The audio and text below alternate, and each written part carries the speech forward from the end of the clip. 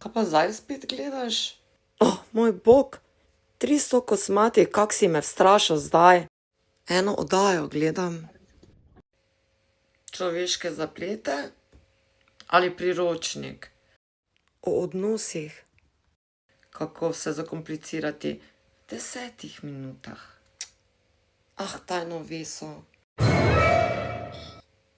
Mogla sem ti dati neko drugačno ime, ker če me kdo sliši, kako se pogovarjam z vesoljčkom, bo konec mojega družbene kariere.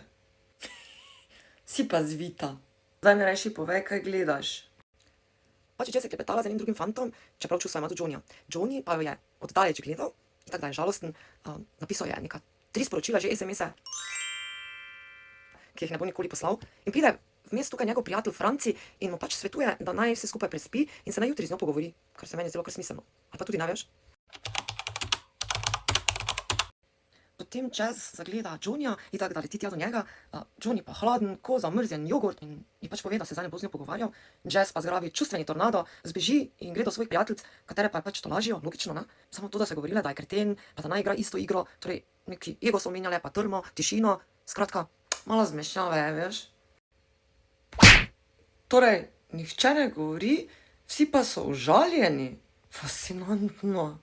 Na mojem planetu bi to rešili v 3 stavkah. Ja, ampak vi imate pamet. Mi imamo pogovor, vi pa dramo.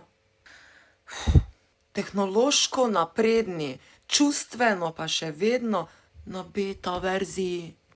Kako je to za veso mislil, če pa je medicinsko dokazano, da smo evolucijsko napredovali? Razumela pa sem, kot da smo pravkar iz drevesa dol priplezali in ugotovili, da imamo ego.